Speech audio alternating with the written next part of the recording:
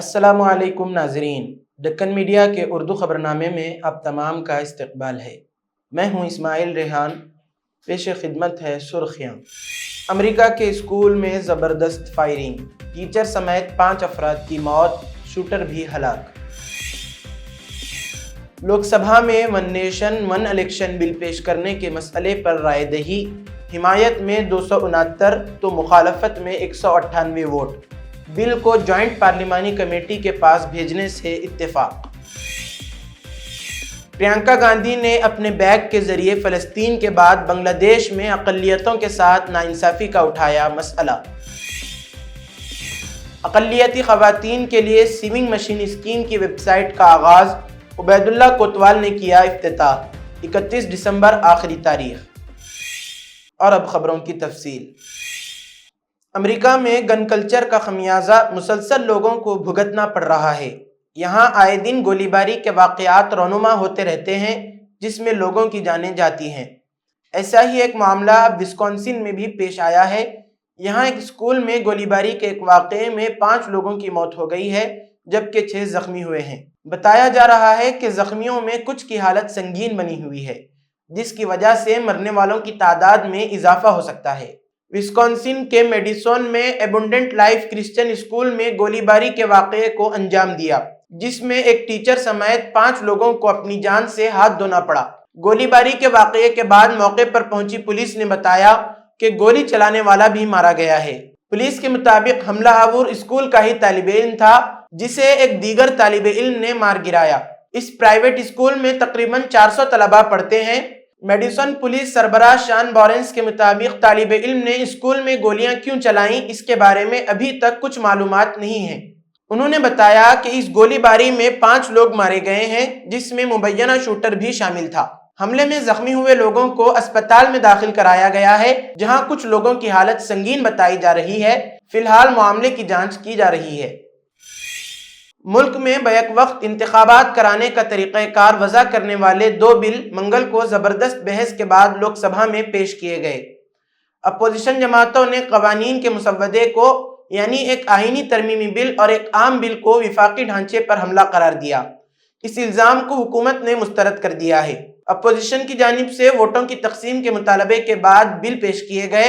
Electronic voting اور کاغذی پرچیوں کے بعد گنتی کے بعد بل پیش کیے گئے جن کے حق میں 269 اور مخالفت میں 198 ووٹ آئے۔ یہ پہلا موقع تھا جب نئے پارلیمنٹ ہاؤس میں لوک سبھا میں الیکٹرانک ووٹنگ سسٹم کا استعمال کیا گیا۔ کانگریس نے بل کو جے پی سی کے پاس بھیجنے کا مطالبہ کیا جس کے بعد مرکزی وزیر قانون ارجن رام میگھوال نے تجویز پیش کی کہ بل مشترکہ پارلیمانی کمیٹی کو بھیجا جائے۔ غازی آباد میں شدت پسند اور مسلمانوں کے خلاف انتہائی اشتعال انگیز اور نفرت انگیز بیانات کے لیے مشہور ہندوتوا لیڈر یتین نرسمہانند کی قیادت میں 17 دسمبر سے ہونے والی دھرم سنسد کے خلاف سپریم کورٹ میں ایک عرضی دائر کی گئی ہے جس میں سابق نوکرشاہ بھی عرضی گزار ہیں۔ ان سابق نوکرشاہوں کا کہنا ہے کہ یتین نرسمہانند نے پہلے بھی کئی بار مسلمانوں کے خلاف تشدد کی اپیل کی ہے۔ رپورٹ کے مطابق غازی آباد دھرم سنسد 17 دسمبر سے شروع ہوگی اور 21 دسمبر تک جاری رہے گی۔ پیر کو وکیل پرشانت بھوشن نے chief justice of India Sanjeev Khanna کے سامنے اس معاملے کو فوری طور پر لسٹ کرنے کے لیے زبانی درخواست کی تھی۔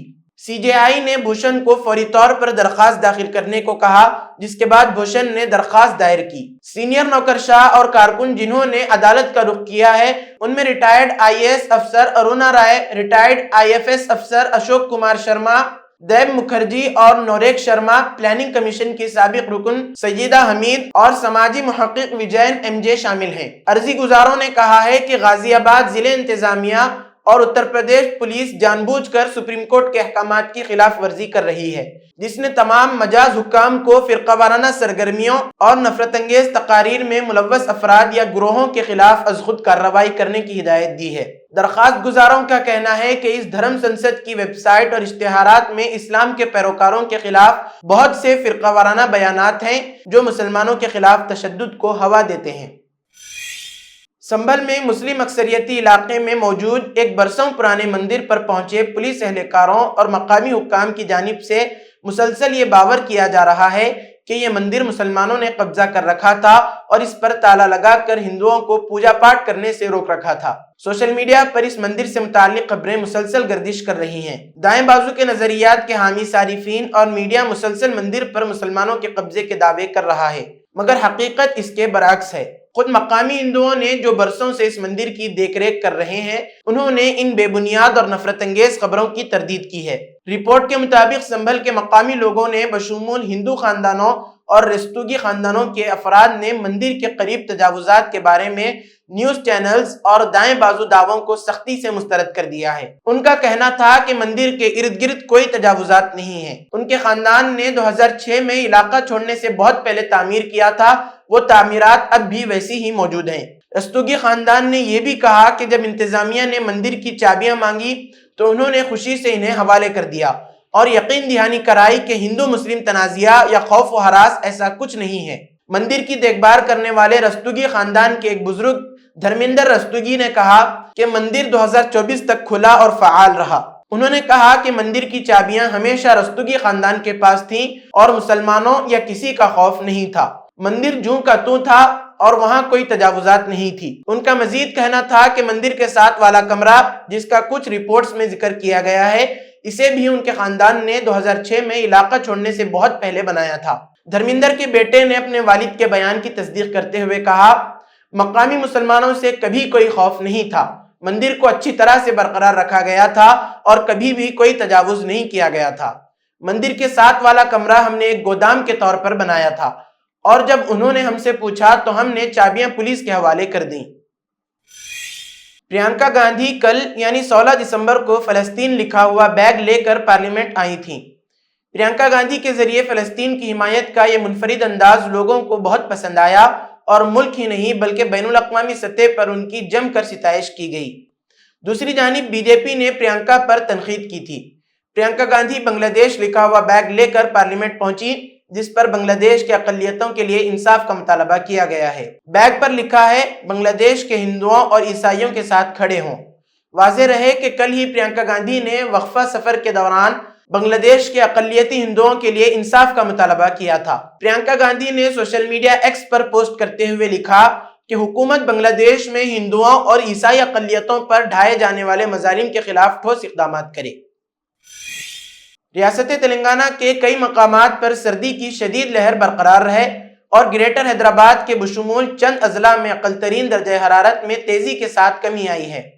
اوسطاً کم سے کم درجہ حرارت 11.2 ڈگری سیلسیس درج کیا گیا ہے، جو معمول سے 5.5 ڈگری سیلسیس نیچے ہے۔ تلنگانہ ڈیولپمنٹ پلاننگ سوسائٹی کے مطابق ریاست کے 33 کے من جملہ 27 اضلاع میں اقل ترین درجہ حرارت 10 ڈگری سے کم ریکارڈ کیا گیا ہے۔ عادل آباد سرد ضلع رہا، جہاں کم سے کم درجہ حرارت اوسطاً 7.9 ڈگری سیلسیس رہا، جو معمول سے 6.7 ڈگری سیلسیس کم ہے۔ ضلع عادل آباد کا بھیمپور علاقہ ریاست کا سرد ترین مقام رہا، جہاں اقل ترین درجہ حرارت 6 ڈگری سیلسیس درج کیا گیا، جبکہ اسی ضلع کے بیلا کے مقام پر کم سے کم درجہ حرارت 6.3 ڈگری سیلسیس رہا۔ ضلع سنگاریڈی میں ظہیر آباد اور ضلع وقار آباد میں بنٹارام میں اقل ترین درجہ حرارت بالترتیب 6.6 اور 6.7 ڈگری سیلسیس ریکارڈ کیا گیا۔ اقلیتی فائنانس کارپوریشن سے غریب مستحق اقلیتی خواتین کو 10,000 سیونگ مشین کی تقسیم سے متعلق اندرما مہیلا شکتی اسکیم کے لیے آن لائن درخواستوں کے ادخال کا آج سے آغاز ہو گیا۔ صدر نشین اقلیتی finance corporation Mohammed Obaidullah Kotwal اور managing director corporation Shrimati Ekanthi Wesley IAS نے ویب سائٹ کا افتتاح کیا۔ صدر نشین نے اقلیتی طبقے کی خواتین سے اپیل کی ہے کہ وہ ویب سائٹ tgobmms.cgg.government.in پر درخواستیں داخل کریں اور ضروری دستاویزات منسلک کریں۔ آن لائن درخواستوں کے ادخال کی آخری تاریخ 31 دسمبر مقرر کی گئی ہے۔ عبید اللہ کوتوال نے کہا کہ اقلیتی طبقات کی غریب خواتین کو جنہوں نے کارپوریشن یا حکومت کے مسلمہ ادارے میں سیونگ کی ٹریننگ حاصل کی ہو، وہ اسکیم سے استفادہ کے اہل ہوں گے۔ صدر نشین فائنانس کارپوریشن نے کہا کہ ریونت ریڈی حکومت نے اقلیتی فائنانس کارپوریشن کے ذریعے 3 امدادی اسکیمات کے آغاز کا فیصلہ کیا ہے۔ 5,000 خواتین کو سبسڈی کے طور پر 50,000 روپے جاری کیے جائیں گے تاکہ وہ اپنے طور پر کوئی کاروبار شروع کر سکیں۔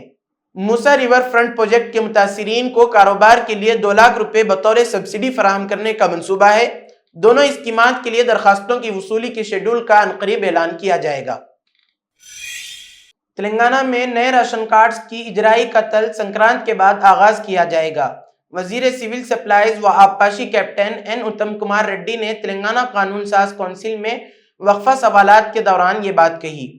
کیپٹن اتم کمار ریڈی نے رکن council professor Kodanda Ram ready کے سوال کا جواب دیتے ہوئے یہ بات کہی۔ پروفیسر کودنڈا رام نے استفسار کیا تھا کہ پرجا پالنا پروگرام میں حکومت کو نئے راشن کارڈز کے لیے کئی درخواستیں وصول ہوئی تھیں اور اس کی تفصیلات پیش کی جائیں اور نئے راشن کارڈز کی اجرائی کب عمل میں لائی جائے گی، ایوان کو واقف کروایا جائے۔ اتم کمار ریڈی نے اپنے جواب میں کہا کہ حکومت نے جو منصوبہ تیار کیا اس کے مطابق تل سنکرانت کے بعد نئے راشن کارڈز کی اجرائی کے لیے درخواستیں وصول کی جائیں گی۔ انہوں نے بتایا کہ حکومت نے نئے راشن کارڈز کے لیے درخواستوں کی وصولی اور اجرائی کا جائزہ لینے کے لیے کابینی ذیلی کمیٹی تشکیل دی ہے اور آئندہ کابینہ اجلاس میں کمیٹی سفارشات کو منظوری دی جائے گی۔ اتم کمار ریڈی نے کہا کہ حکومت نے جو منصوبہ تیار کیا ہے اس کے مطابق نئے راشن کارڈز میں مائکرو چپ ہوگی تاکہ راشن کی فراہمی میں شفافیت برقرار رکھی جا سکے۔ انہوں نے بتایا کہ حکومت 956 کروڑ کی لاگت سے نئے راشن کارڈز کی اجرائی عمل میں لائے گی اور 36 لاکھ نئے راشن کارڈز کی اجرائی کے اقدامات کیے جائیں گے۔ فی کس 6 کلو باریک چاول کی سربراہی کو یقینی بنایا جائے گا۔ کیپٹن اتم کمار ریڈی نے بتایا کہ حکومت عوامی سربراہی نظام کو بہتر بنانے کے اقدامات کر رہی ہے۔ اسی کے ساتھ آج کی خبروں کا اختتام ہوتا ہے۔ کل پھر ہوگی ملاقات نئی خبروں کے ساتھ۔ دیجیے اجازت۔ اللہ حافظ۔